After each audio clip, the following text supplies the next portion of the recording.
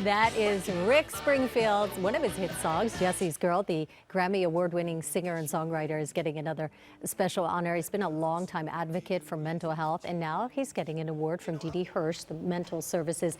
And Rick Springfield is here. If you knew how many times I sang along to that song at the top of my lungs very poorly. I wish you had $1 for every time you did. Oh, wait, I do. What do you think when you look back and you see yourself all those years ago? I questioned the pants. Yeah? Yeah, in that last clip. But we only had like $1,500 to shoot the video, so we go and shoot in an alley until the cops came, and then put everything in a van and drive off. I mean, it was pretty much guerrilla filming, Yeah, it's such an amazing career, and you've kind of switched it up now. You have this new album, The Snake King. Mm-hmm. And it's blues music. Where did that come from? It's blues based. I mean, it's kind of blues rock. But I grew up with that, and most guitar players my age grew up with the blues. I mean, it was just where you started. And I've always been in blues bands as a kid, and just wanted to do. I had something to say on this record about state of the world and our crazy leaders and everything, and wanted to, do it in a different fashion, and I thought the blues rock was an appropriate, vehicle for it. And you're playing the steel resonator guitar on the record, but the lyrics, I think, are what everybody is talking about. Your fans talk about these lyrics, and they're hearing a different message from you. Yeah, it's very.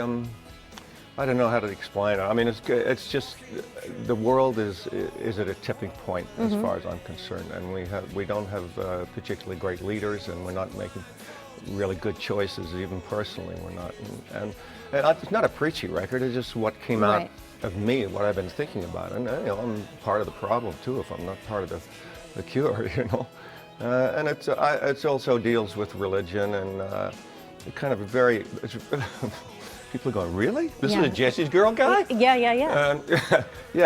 I was raised, very strict Christian, and it's still part of me. I may have cross tattooed on me. I have crosses all over my house, but there's a lot of questions I have about our view of God, and so that's in there too, for sure. I mean, definitely you've evolved as a musician, as a songwriter, and I read a quote that this is the record that you always wanted to make. What did you mean by that? Oh, they're all the records I wanted to make. I mean, I don't know. I think this sounds like a phrase that.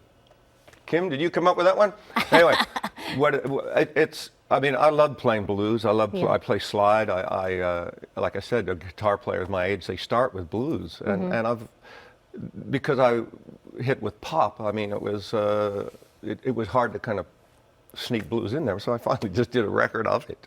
But because mainly it's what it says, I mean, I wrote the songs fairly fast. I mean, over like maybe a week, 2-week period, because all this stuff was inside me, and and also wrote about it in my first novel, actually, too, Magnificent Vibration. I wrote kind of this guy talks to God, and God's got a real attitude, and it's been a thread through my life, actually. And you go there with mental health in the book, in the music. Why is that so important to you? Is it about your journey as well? Why is it what? Important to you to talk about mental health, to recognize. Oh, yeah. Well, I'm getting an award for being depressed. That's an upside to everything.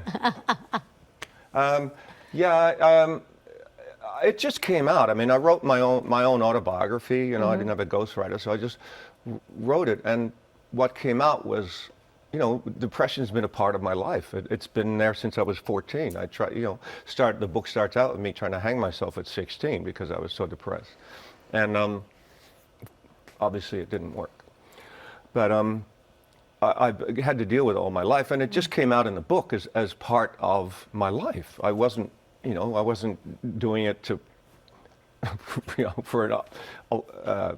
help anybody or anything. It was just part of my life, and there's always this sex stuff in there and everything like everybody puts in. And I thought, they'll be talking about all the sexual stuff, right?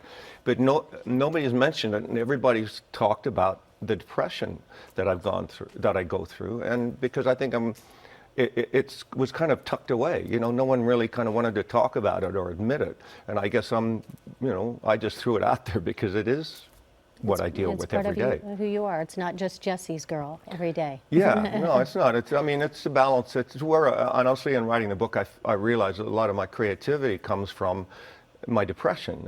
It's a driver as well. I mean, I'm a big believer that there's a yin yang in everything, and I know, and it's part of the upside is it's where a lot of why I think so much about everything is because I'm trying to get more comfortable with my life and with who I am and my place in the world, that kind of thing. That's why you're being honored. Thank you. Thank you for being here. For being depressed. I love that. All right, it's all in the music. It's in the book. Again, Erasing the Stigma Leadership Awards at the Beverly Hilton Hotel. Rick Springfield will be honored. Thanks for being here, Rick. Yeah, thanks. You.